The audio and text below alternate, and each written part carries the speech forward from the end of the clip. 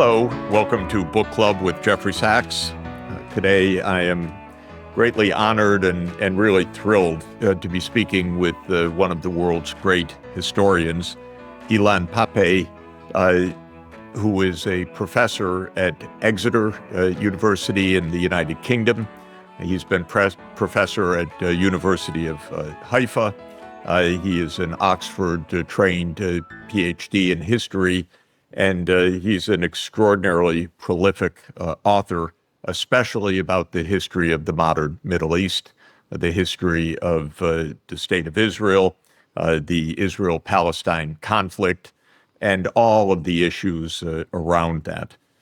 His two most recent books, as far as I know, but he keeps pouring them out, so I may be a book behind, are a very short history of the Israel-Palestine conflict, which is a tremendous, astute, clear summary of this complex, long conflict between Israel and the Palestinian people.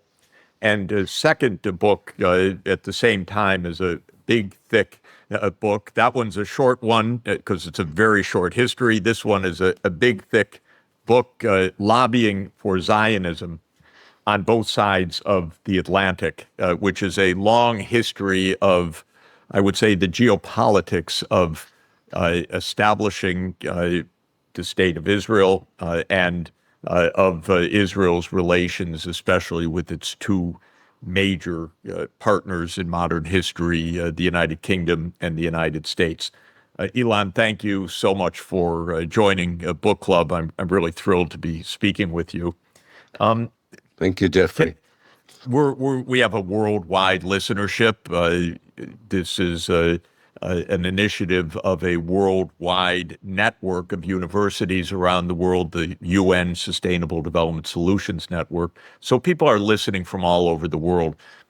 They are, of course, aware and watching the ongoing war and devastation in the Middle East, and especially in Gaza, in the West Bank, now seemingly spreading to Lebanon and Syria and Yemen and elsewhere.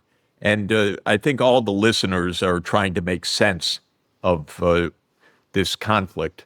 Of course, it's been a long, long story, and you've been one of the great historians of all of this. I'd like to start out with the most basic question. Your book is Lobbying for Zionism. Can you explain what is Zionism so that people around the world can get an idea of this important concept? And is it the same thing as Judaism, for example? Because it's often linked, even deliberately said, to be anti-Zionist is to be anti-Jewish, for example. Are these two the same thing, or what does Zionism mean? Yeah. Again, Jeffrey, thank you so much for having me on the book club, and I want to thank anyone who's tuning in, visually, audibly, to this conversation. Let us begin by a simple kind of reference to or reply to your question. Zionism is an ideology, whereas Judaism is religion. And there is a difference between ideology and religion. One is a set of ideas that people believe in, can act upon these ideas. The other one is a matter of faith.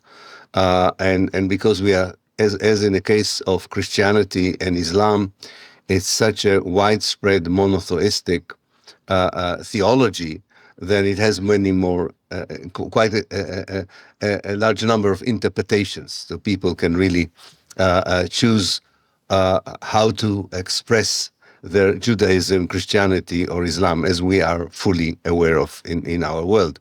Whereas ideology is far more limited in our ability to interpret it. It has a much narrower perception of reality. So that's in general. Now, Zionism is one way of interpreting Judaism.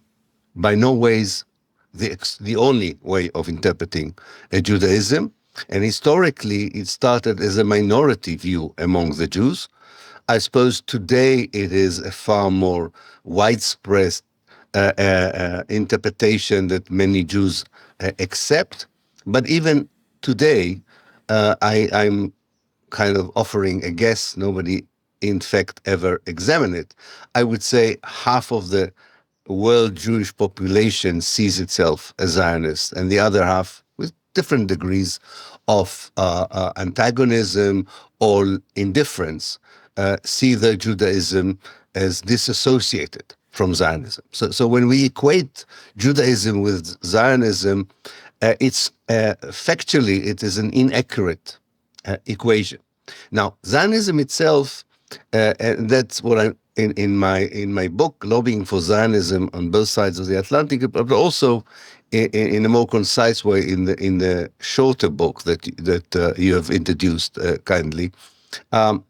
I mentioned a fact that I'm not sure many of our viewers and listeners are aware of, that Zionism began as an evangelical Christian idea before it was endorsed by a small group of Jewish intellectuals and activists in the late 19th century in Central and Eastern Europe. For evangelical Christians, of course, not all evangelical Christians, certain groups within evangelical Christianity, especially in Britain and the United States, the idea of Zionism, namely the idea that Jews should have their own state, and that state should be in Palestine, that idea was already advocated by evangelical Christians on both sides of the Atlantic. And it had an impact on a group of Jews who were looking for a way of responding to a new wave of anti-Semitism. So just to give some dates to this, Ilan. The date. Yeah, definitely. The early Christian Zionists, which is, I think, a surprise and ironic, but is the historical reality, that Zionism as a movement of a Jewish state in modern times started with the Christian evangelicals, both in the UK and the United States, early 19th century, 1800s. Is that correct? Absolutely. Absolutely. And it started in the early 19th century, and it caught up, if you want, with Jewish intellectual around the 1880s. So the evangelical Christian perception of the idea of Zionism predated the Jewish one by at least 80 years or 75 years. These things are not totally, it can be accurately pinpointed. What I'm trying to say that the Christian evangelical perception of Zionism was not the only reason that Jewish intellectuals and activists in late 19th century Central and Eastern Europe began to think about the idea of a Jewish state in Palestine. One of the most important impulses behind it was the sense that they had, which I think was quite valid, that in many European societies, Jews will not be accepted as equal citizens. I don't think they predicted that it would go as far as genociding the Jews as happened in the Second World War, but they showed despair given the fact that Jews were trying to assimilate, were trying to be part of the non-Jewish society, and there was a sense that actually the rise of nationalism in the mid-19th century, especially in Central and Eastern Europe, but also in places such as Germany and Italy, did not allow the Jews to be fully integrated to the societies. So that was one impulse, the impulse that it was a solution to an acute problem of racism towards Jews. What was the Christian idea? The Christian idea had much more to do with a divine scheme that people believed in which a return, as they would call it, the return of the Jews to the Holy Land, namely Palestine, would precipitate the second coming of the Messiah. and calls the resurrection of the dead the beginning of the end of time. So, in fact, it would have been an indication that a certain divine scheme began with the return of the Jews, which was almost a precondition for the fulfillment of other ideas in this particular Christian dogma, namely, as I said before, the return of the Messiah, the resurrection of the dead, and the beginning of the end of time.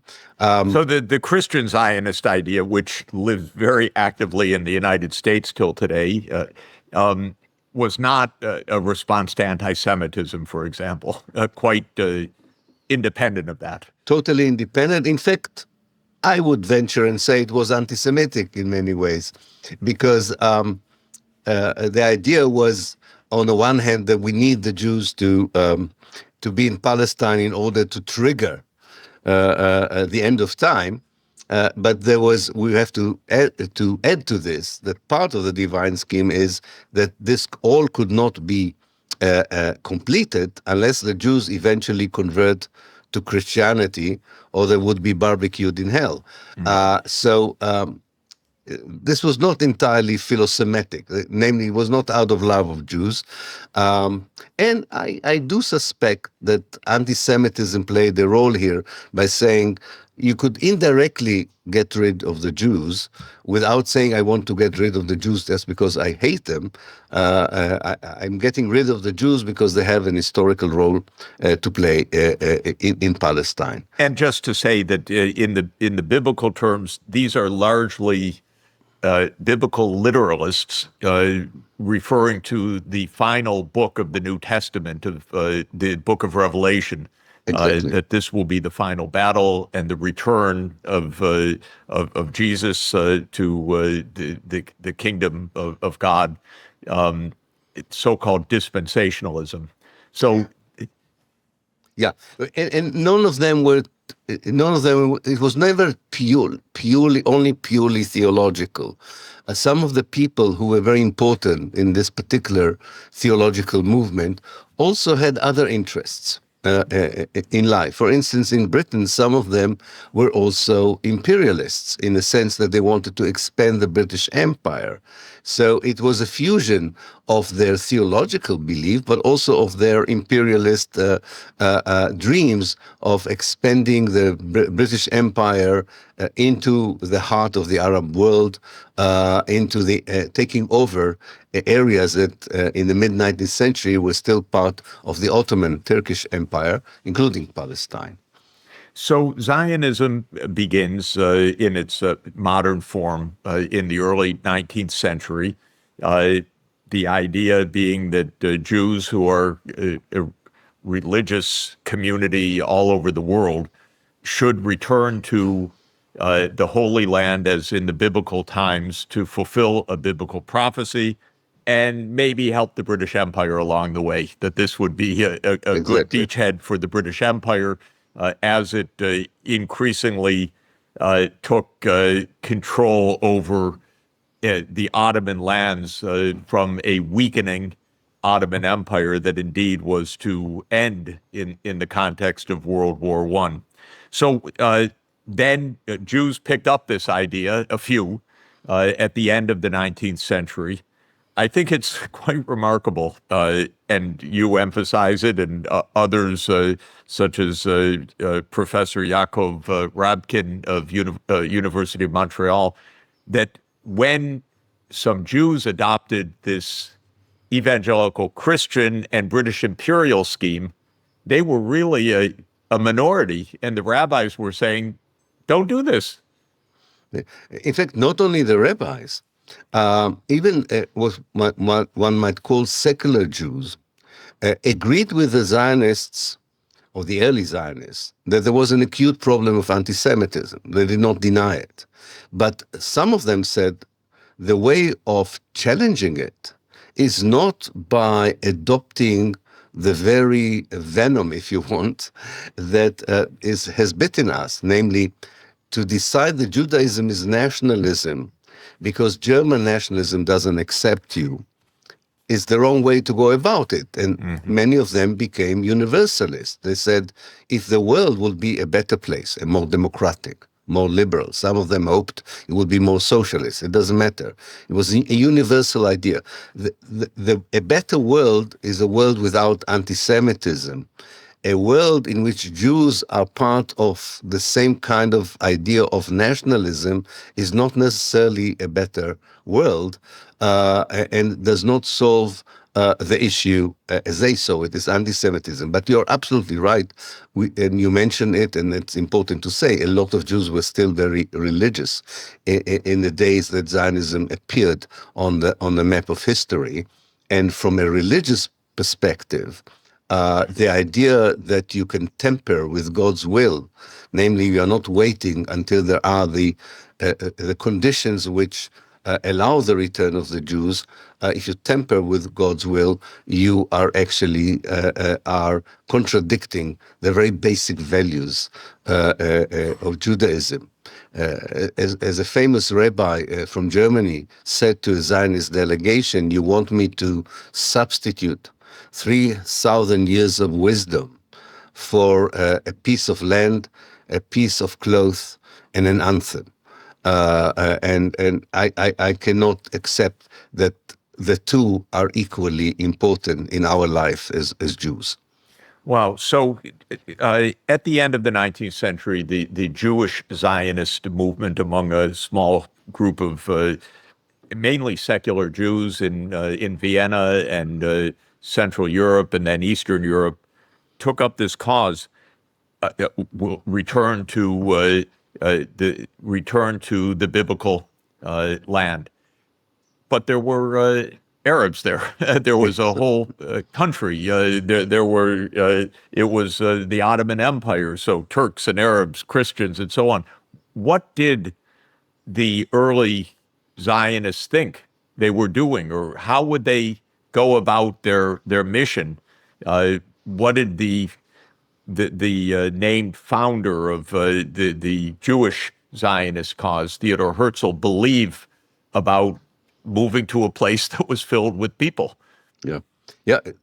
First of all, it's interesting that one of the early delegation of Zionists that came to Palestine in the late 19th century wrote back home that the bride is beautiful but belongs to another man. Namely, it is occupied by another people. So, in fact, none of them thought that the land was empty. However, there were two ways that they dealt with this challenge. One, and both of them were actually quite typical of colonialist movements. In this respect, they were not exceptional. One was to, in a way, dehumanize the local population and regard it as a group of people who will never have the same ambition as the Zionist settlers would have, namely to have their own nation state, to have a modern state. And therefore, as Herzl put it, they would either move because he thought most of them were nomads, or they would stay behind but would not form any serious challenge to the movement. So that was one aspect.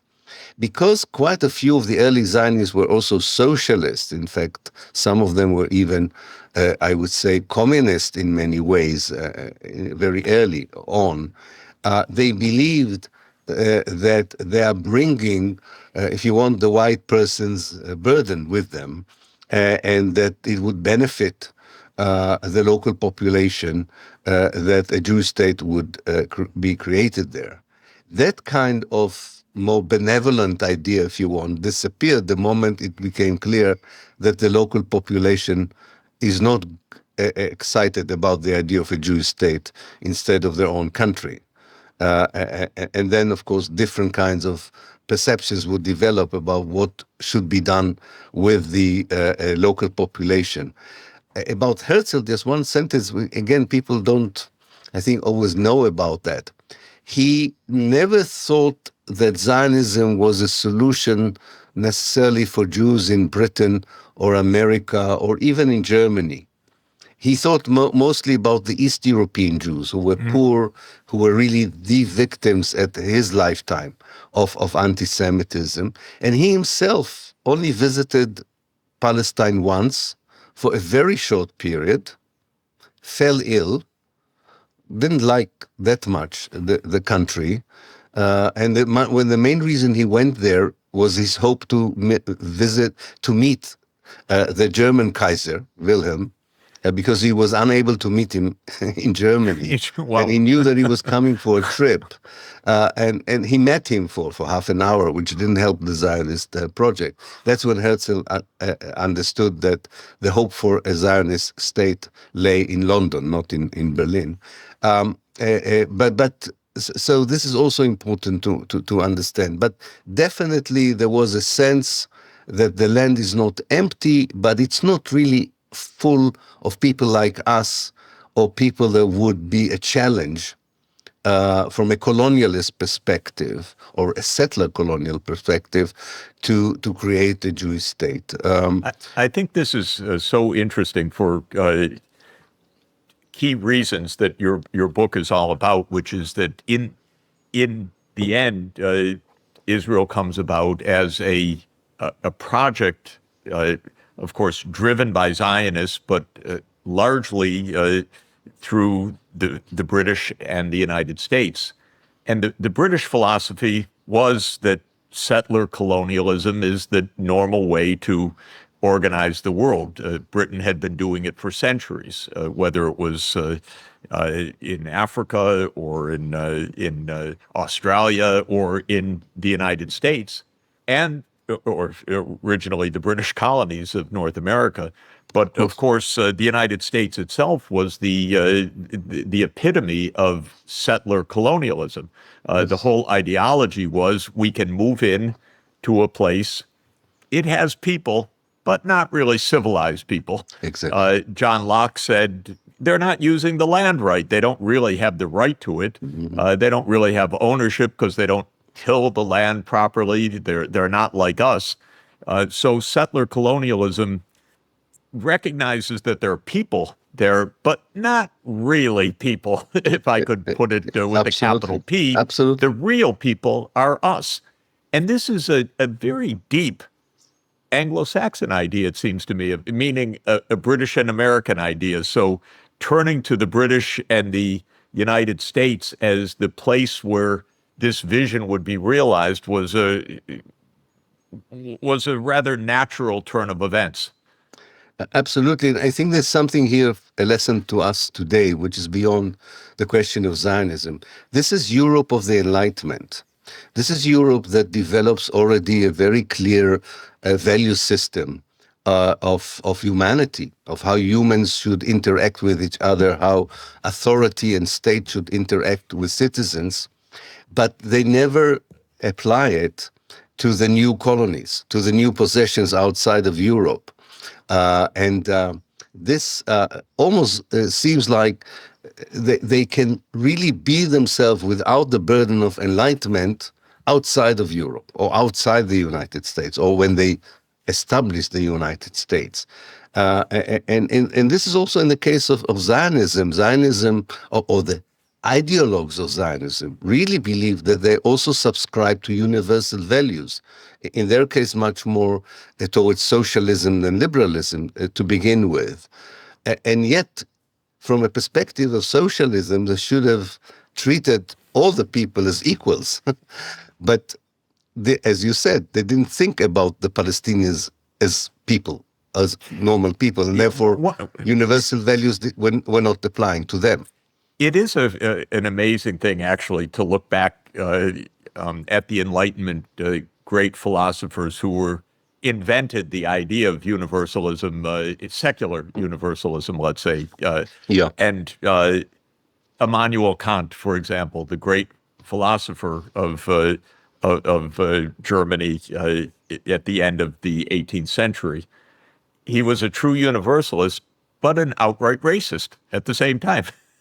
Even Karl Marx had been affected by every person is, of course, a person of his own period, and you cannot escape it in many ways. But I think it's important to realize it, because even today, and you and I talked about it in a different occasion, there is in the global South still today suspicion that when the global North is talking about universalism, it doesn't really include the whole world, Yep. but rather Europe, Western secular universalism, which they don't feel always treats them in a just way. It's also, if I may just say one more word about this, I think one of the, of course, greatest scientists of modernity, and also a great humanist, Charles Darwin, also shockingly speaks about the savages and how they will go extinct. Uh, yes, they're part of the human species, but not quite. There's a hierarchy. Yeah. And the hierarchy will be driven by natural selection. And so this is very deep and it therefore makes it possible to have a colonial settler project that is at the same time ideologically self-professed to be universal, but at the same time extraordinarily particular.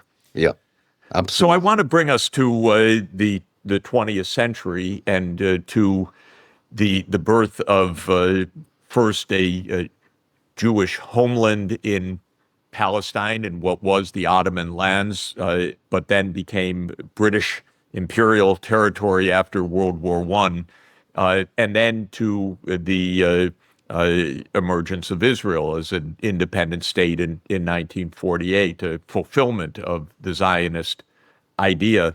And you describe of course, the central role of the British Empire in the birth of all of this, with the Balfour Declaration being perhaps the key moment. Could you describe what happens and what are the motivations of the lobbyists and what are the motivations of the British Empire, the imperialists, in saying, yes, we will back the Zionist project? Yes, I think the moment we are getting closer to the First World War, it is clear to those in the British political elite who always dreamt of expanding the British Empire into the areas that were part of the Ottoman Empire. It was very clear that Turkey would not be neutral in the First World War, which would give an excuse to turn the Ottoman provinces of the Middle East into an arena, a battle arena, or a front in the developing war. And that meant that that already before the outbreak of the First World War, Britain, together with other allies who faced Turkey, the Austro-Hungarian Empire, and Germany, were already contemplating how to divide the spoils between them. And this is why already in 1916, before the war ends, in May 1916, the two director generals of the Foreign Office in Britain and the Foreign Ministry in France meet in order to divide what today we would call the Eastern Mediterranean, or at that time was called the Levant, into spheres of influence. And what is interesting that at that point, in May 1916, the British still do not regard Palestine as necessarily part of the British sphere of influence. They are interested in Iraq, they're interested in Egypt, of course, and the Saudi Peninsula. But Palestine doesn't look to them from a strategic point of view, a very important asset. And that's when the Zionist lobby has to come in. It has to do two things from May 1916. First of all, to convince Britain that it would be important that Palestine would be part of the British sphere of influence and not, as was done in that famous agreement in May 1916, to leave it as something international for both sides, or many more powers to be involved in running the place. And secondly, to convince them that Palestine should not only be British, but it's much better for Britain that it would be also a Jewish Palestine. So you have here the building of a coalition of people who are convinced that Palestine should be part of the British Empire. But some of them, like the famous Lawrence of Arabia, I'm sure some of our listeners and viewers know the name, the Lawrence of Arabia, saying, yes, Palestine should be a part of the British Empire, but it should be Arab. Mm-hmm. Why should it be Jewish? And the majority of the people in Palestine are Arabs. So overwhelming majority. Overwhelmingly. So he didn't understand why at all the idea of considering it as a Jewish Palestine comes up at all. But that's where the lobby comes in. The lobby succeeds in creating a coalition, a very weird coalition if you think about it. A very important person is Arthur Balfour, Lord Balfour, the British Foreign Secretary. Who is a non-anti-Semite, who in 1906 kind of initiated legislation that was meant to prevent Jews from Romania and Russia to come into England. But he sees suddenly the connection. He says, if we create a Jewish state in Palestine, they won't come easier. They won't come. Exactly. Exactly. So he's very important. And then you have Anglo-Jewish aristocrats, like Herbert Samuel, some of members of the Rothschild family and the Montague family and the Reading family, all Jews who, by the way, defeat in a way the idea of Zionism, because they are very prominent Jews in Britain. They show actually that Jews are not discriminated in Britain, but who also, like Balfour, but without saying it loud, are also not very enthusiastic about the waves of Jews who are running away from anti-Semitism coming to London. Some of them, of course, wanted to go to the United States, but quite a few of them stayed in London. And some of them came with revolutionary ideas, which, of course, frightened these aristocrats. So they are also part of that alliance, and they succeed together with the imperialists, if you want, among the government, to already in 1915, I think, to create a consensus among policymakers in Britain that Palestine should be part of the empire and should be a British Palestine. And they still have some work to do. As we said, in 1916, Britain still did not officially adopt it. As I write in the book, a relatively successful the last successful Turkish military action, actually, in the First World War, was almost to succeed and go from Palestine and attack the Suez Canal in Egypt. And that, I think, played also a very important role in convincing a lot of British policymakers that actually Palestine has a strategic value as defending the Suez Canal. Too important to be left to the French. Yes. Altogether, that created that kind of alliance. So it was a mixture of the old evangelical Christians, imperialism, Islamophobia, anti-Semitism. It's a weird coalition that explains why today that coalition is also struggling to make sense of what unites it when it comes and supports the state of Israel. Because some of the members of that global alliance, if you want, have contradictory interests themselves, but all agree that for their own purposes, a Palestine that is not Arab, a Palestine that is Jewish or Zionist, serves their interests. It is an extraordinary story. You can't make it up story. No. This bizarre coalition. And I think it's stunning. It extends through the 20th century until today.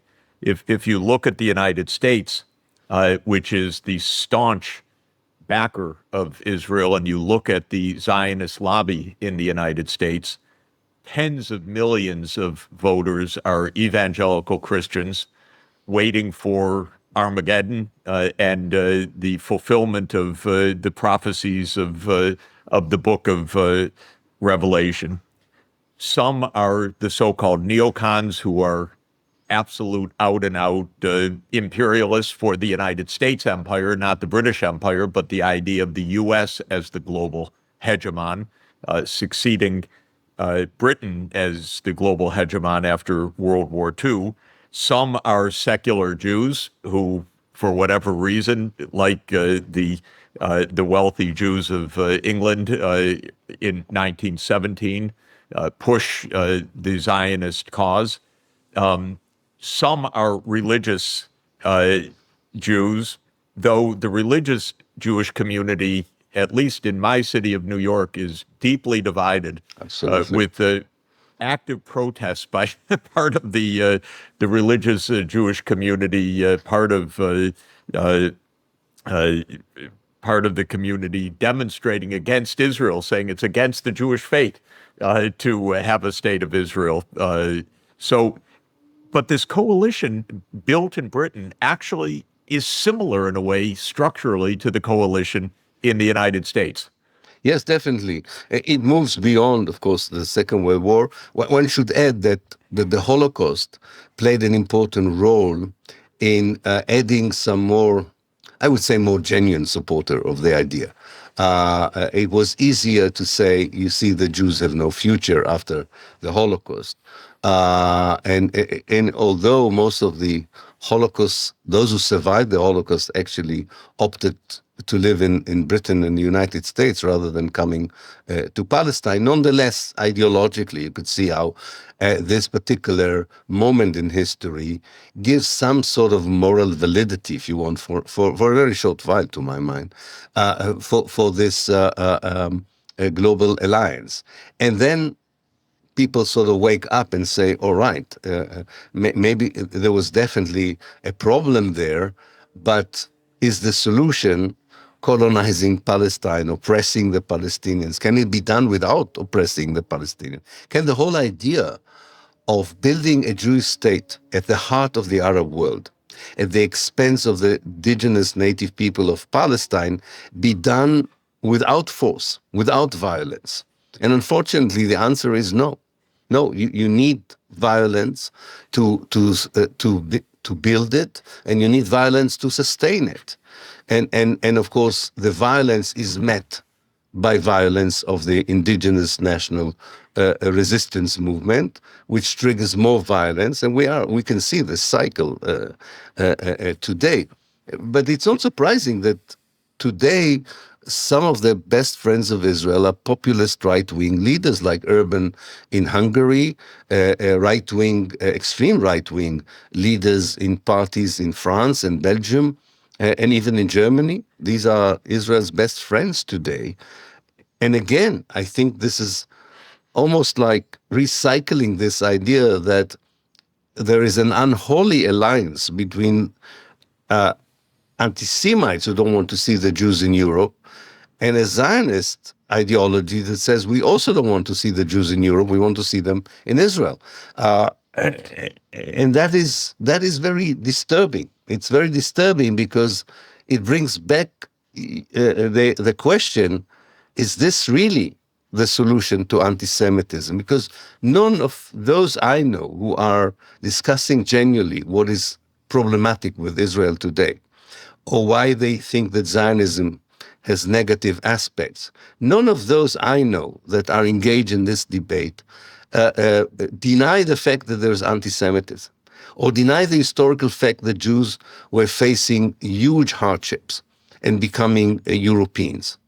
What the question they raise, was this the solution? Was this the right way to go about it? Didn't Europe have to find a better way of dealing with racism towards Judaism, rather than saying, yes, because we are racist, you should really go out and build a state in the Arab world? If you think about it, morally and practically, it's not a very reasonable European, I forget about the Jews, it's not a reasonable European perception of what is wrong with racism not only towards Jews, but in racism in general.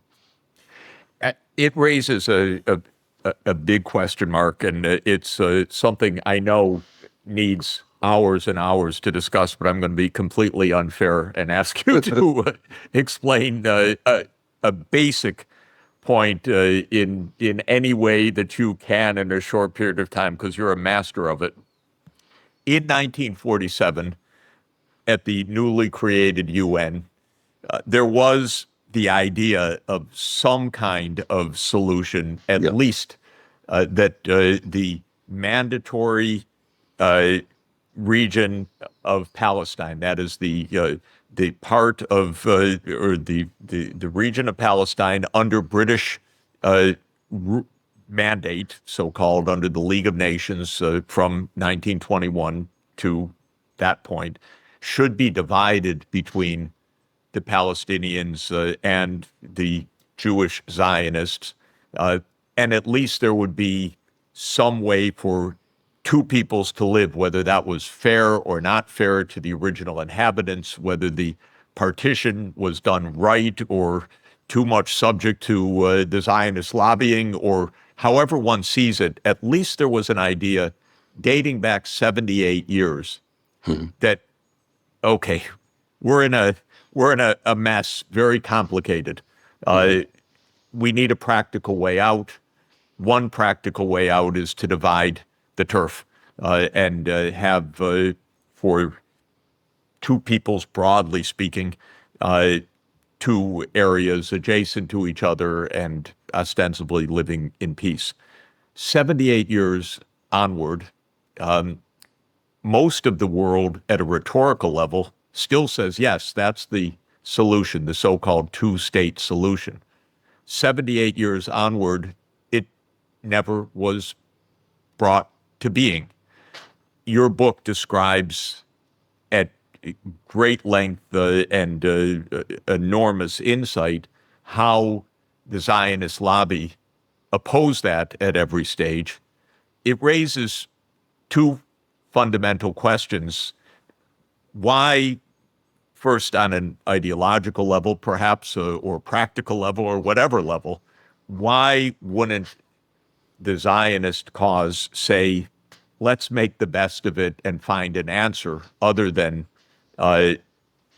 just lobbying to prevent a Palestinian cause? And second, given that this outcome, 78 years, has been so much war, so much bloodshed, so much suffering, so much insecurity, and now today, as we talk, massacres and terrible destruction and shocking killing by the state of Israel in Gaza of innocent civilians. Why does the United States, or how does the lobby succeed? And why is it considered success? So it's basically also the first question. What is the idea of the current prevailing Zionist cause, or for the last 78 years, the Zionist cause that said, no, we won't find that kind of practical compromise. We will insist through our political weight that there be only one state, and that would be the Zionist state. Yeah, I think the logic of any settler colonial project, as the late Patrick Wolf put it, was the logic of the elimination of the native. Now, elimination does not always mean genocide, does not mean total physical removal. It can mean ethnic cleansing, as the Zionist movement attempted to do and partly succeeded in 1948. It can be incremental ethnic cleansing, as the State of Israel has been doing since 1967, and unfortunately, it can also be genocide, as we are witnessing today in the Gaza Strip. I think what the world misunderstood is how what one could call the liberal Zionists, or the more pragmatic Zionists, view the idea of partition, or the idea of a two-state solution, if you want. they saw it as another means of elimination rather than means of peace and reconciliation. Namely, if I cannot expel the people of the West Bank, I can at least enclave them. Now, I can imprison them in two enclaves, one in the West Bank and one in the Gaza Strip, but I can even divide the enclave in the West Bank into some areas. Unlike the kind of politicians that are now running Israel, the pragmatic Zionists said, I don't care if you call it a state. Now, on the Palestinian side, they wanted at least some sort of sovereignty, some sort of content to the idea of the state that not one of the Zionist leaders in the last 78 years really offered them. And I think that the misunderstanding, and that's a very great success of the lobby, is to succeed in convincing Western politicians and intellectuals that actually what the Israelis see as an indirect way of rule and dealing with elimination through enclaves, through demarcation rather than through expulsion, is really a generous peace proposal.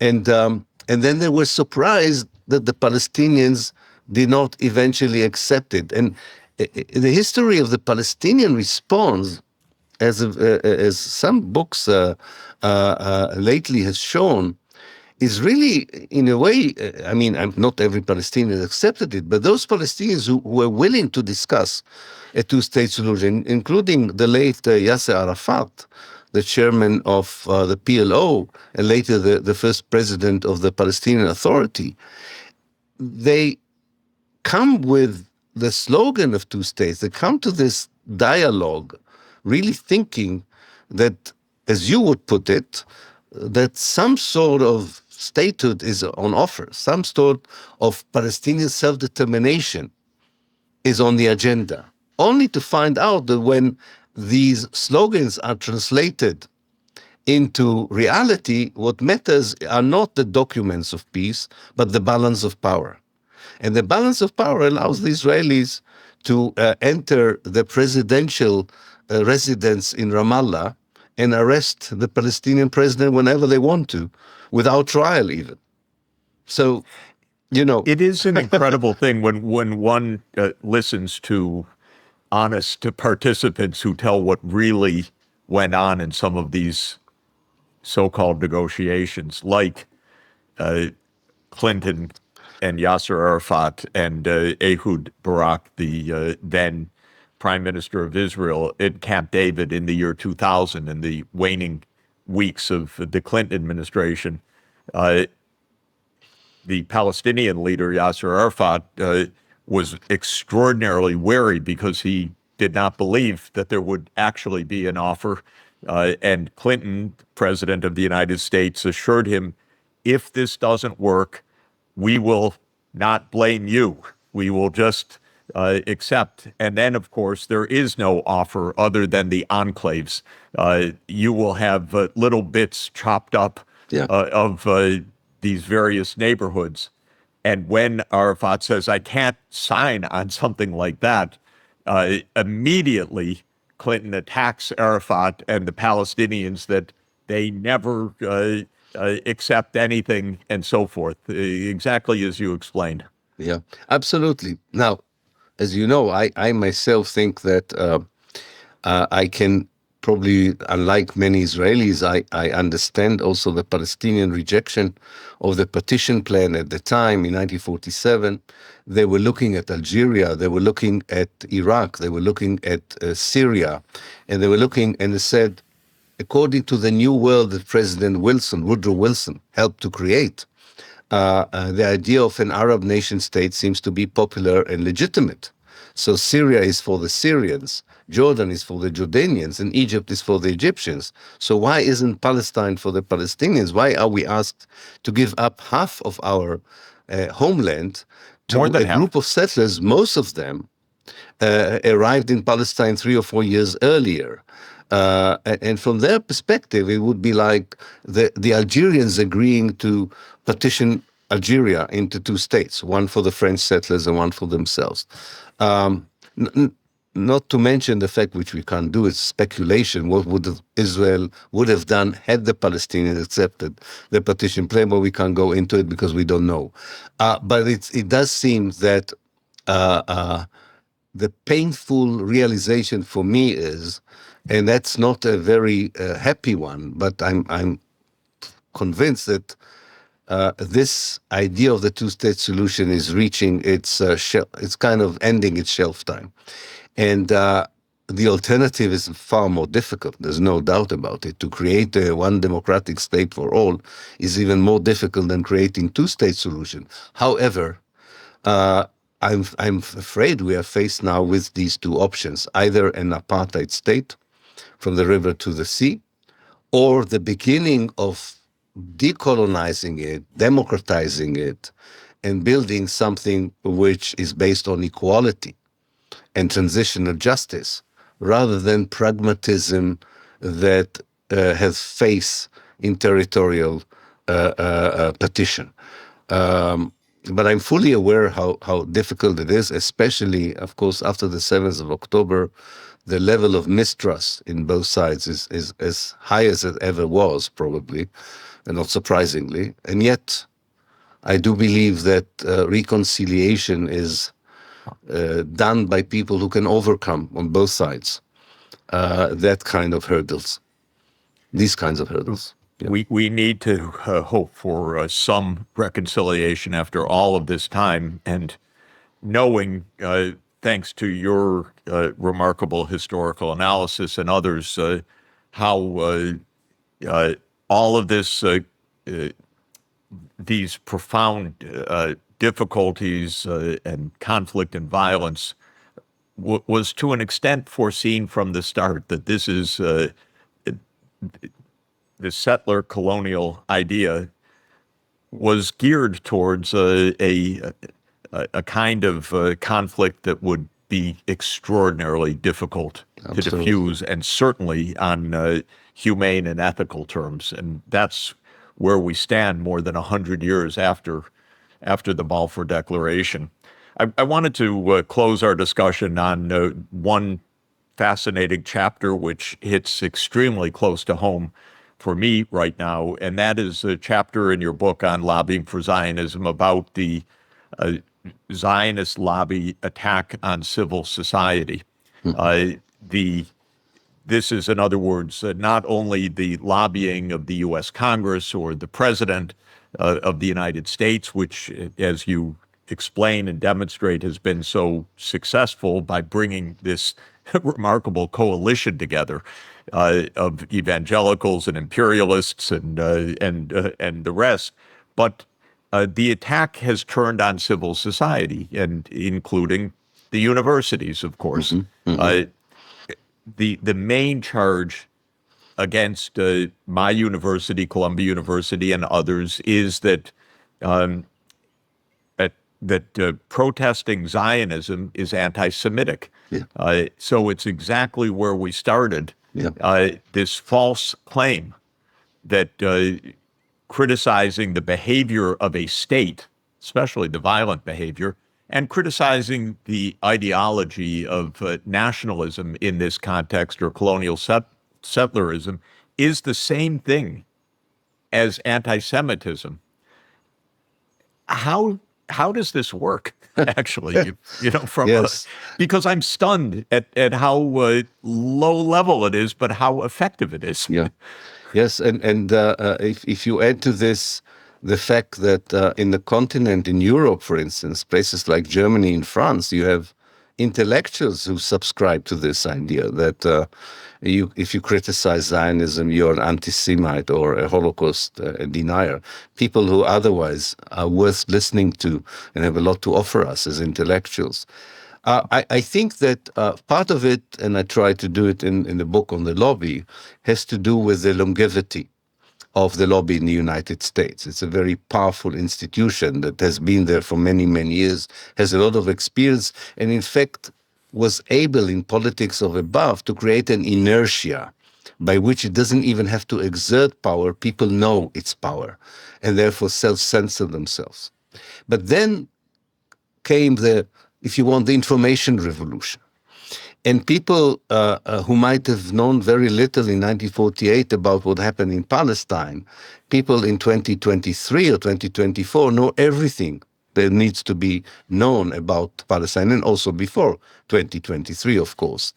And therefore, actually, in something very positive in my mind, when they look at, if you want, in a simple way, and who is the victim and who is the victimizer, they form a moral position that is not informed by racism or anti-Semitism, is informed, and we know it because we can examine their positions on other places where they think people are unjustly victimized.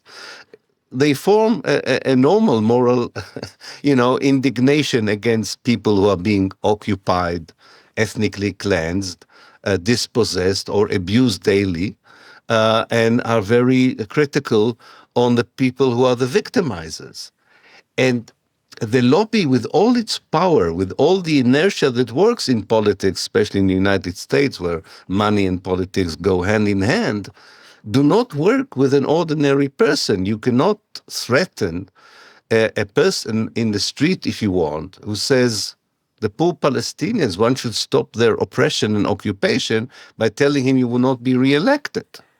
Now, the academics have a very interesting objective here for the lobby. They think, and I think we should have a totally different conversation about what are universities in the 21st century, because there's this confusion in the public perception about the university of being either a business, a corporation run by management, or a community of scholars who are devoted to truth and research and inquiry. And the lobby can deal with the university as a management, as a corporation, because it resembles, in their eyes, politics. So they can use the same tactics of intimidation or inducement. But what do you do with the university as a community of scholars? You cannot really do that.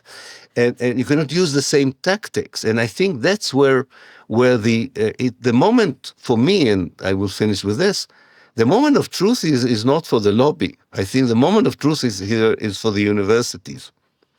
Maybe this is a wake-up call for us of what are we doing in those institutions. And sometimes because we have left this question unanswered for many years, we analyze everyone else, but we didn't analyze ourselves enough. Maybe it's a wake-up call for us to ask again, what are these institutions of higher education, and can they really be censored by politicians, even if politicians says we are funding you, so we expect you to reciprocate. I think all that is coming to the fore in many ways, and it's tragic, and it's horrible to see what's happening in the Gaza Strip today on a daily basis. But looking at it in a wider context, it reopened questions of what is international justice, what are universal values, what is an academic institution's role in a society, and what is its relationship, or should be its relationship, with political elites and financial elites. And I think that sometimes it happens that there is an event that is so powerful, so charged, that it opens all these questions that sometimes we left unanswered because it was convenient, not because they shouldn't have not been answered. Thank you for your eloquence. You have done more than just about anybody to open the eyes and that discussion about what we should be doing, which I hope is searching for truth and justice and peace as our core foundation. And you've done this brilliantly and bravely. Thank you. We've been speaking with Professor Ilan Pappè, professor of Exeter University, and a great scholar of the Middle East, of Israel, of the Israel-Palestine conflict. We've been speaking about his two recent books, A Very Short History of the Israel-Palestine Conflict, and lobbying for Zionism on both sides of the Atlantic. Most grateful to you, Ilan. Thank you, Jeffrey. For Thank all you your very work much for and for this having me. conversation. And thanks to everybody listening today. Thank you for joining Book Club with Jeffrey Sachs. Thank you very much. Thank you.